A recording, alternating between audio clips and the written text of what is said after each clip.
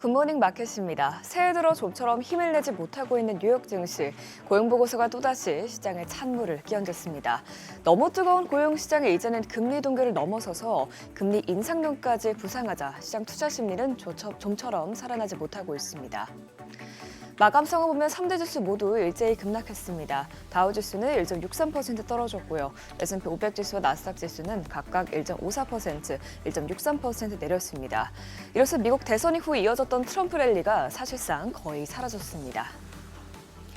금리 인하 전망이 후퇴하면서 대형 기술주들은 일제히 약세를 보였습니다. 특히 엔비디아는 바이든 행정부가 또다시 AI칩 대중 수출을 제한하려 한다는 소식이 나오면서 3% 급락했고요. 이 여파에 엔비디아뿐만 아니라 반도체주 대부분 약세를 보였습니다. 또 애플도 애플 전문가 거밍치 애널리스트가 올 상반기에 아이폰 중국 출하가 전년 동기 대비해서 6% 감소할 것이라고 전망하자 2% 넘게 떨어졌고요. 나머지 기업들도 모두 하락으로 마감했습니다.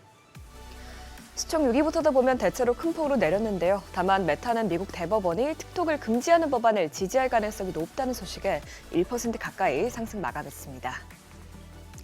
이번 고용 보고서가 어느 정도로 뜨겁게 나왔는지 우선 살펴보면 지난해 12월 비농업 일자리 수는 전월 대비해서 25만 6천 개 늘어난 것으로 나타났습니다. 월가에서는 약 16만 개 정도 나올 것이라고 예측했었는데 이를 큰 폭으로 웃돌았고요. 이번 발표치는 허리케인과 보잉 파업에 따른 회복된 고용을 포함한 11월 고용보다도 높게 나왔습니다. 또 실업률은 4.2%에서 4.1%로 떨어지면서 이 또한 예상치와 직전치를 하회했는데요. 미국의 자연 실업률이 4.5%인 걸 보면 여전히 미국의 노동시장은 견고하다는 것을 알 수 있었습니다. 이렇게 강한 노동시장 흐름이 재확인되면서 올해 금리 인하 기대감은 큰 폭으로 후퇴했습니다. 월가 투자은행사에서는 금리 인하 전망을 줄줄이 하향 조정했는데요.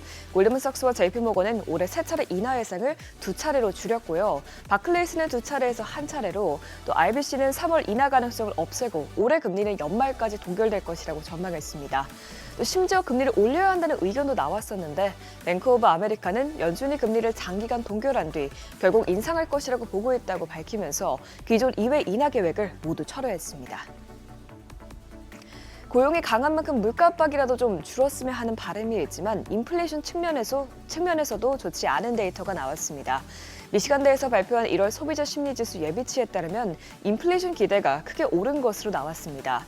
소비자들의 1년 기대 인플레이션은 3.3%로 전달 대비해서 0.5%포인트 급등해 지난해 5월 이후 최고치를 기록했고요. 5년 장기 기대 인플레이션도 0.3%포인트 오르면서 3.3%를 나타냈습니다. 이렇게 인플레이션 기대치가 높게 나온 것은 소비자들이 추후 관세가 크게 오를 것으로 우려하고 있기 때문인데요. 미시간대 측은 소비자들의 3분의 1이 자발적으로 관세에 대해서 언급했다면서 이들은 관세 인상이 소비자에게 전가될 것이라고 보고 있다고 전했습니다. 이미 고공행진을 하고 있던 국채 수익률은 고용보고서 쇼크에 재차 급등했습니다. 10년물 국채금리는 0.08%포인트 올랐고요. 2년물 국채금리는 0.12%포인트 폭등했습니다. 이런 가운데 유가도 치솟으면서 엎친 데 덮친 격으로 인플레이션 우려를 키웠습니다. 미국이 러시아 주요 석유업체를 비롯해서 러시아산 석유를 비밀리에 수송하는 유조선에 대규모 제재에 나섰는데요. 이로 인해서 원유 공급이 줄어들 수 있다는 우려에 유가는 3% 넘게 급등했습니다. WTI와 브렌트유는 각각 배럴당 76달러, 79달러 선에서 마감했습니다. 그러면 이번 한 주는 어떤 점에 주목해야 할까요? 시장의 초점은 다시 인플레이션에 맞춰져 있는 가운데 이번 주는 물가 흐름을 확인시켜줄 여러 데이터들이 나옵니다. 현재 시간 화요일에는 생산자 물가지수, 또 수요일에는 소비자 물가지수가 나오는데요. 만일 이번 주에도 인플레이션 지표가 강하게 나온다면 국채 수익률이 더 튀어오르고 그만큼 뉴욕 증시는 약세 흐름을 이어갈 수 있어 유의하셔야겠습니다. 또 이번 주부터는 은행권 실적 발표를 시작으로 본격적인 어닝 시즌이 막을 올립니다. 현재 팩트셋에서는 S&P 500 기업이 4분기에 강한 이익 성장을 보고할 것을 예상하고 있는데요. 이번 어닝 시즌이 뉴욕 증시 하락세를 끊는 모멘텀으로 작용할 수 있을지 지켜보시죠. 이제 금리 인하 기대감이 크게 후퇴한 만큼 당분간은 지표 하나로 연준의 금리 인하 속도가 달라지지 않을 것이라는 지적들이 여러 나오고 있는데요. 이 점 유의하시면서 포트폴리오 세우시면 좋을 것 같습니다. 굿모닝 마켓이었습니다.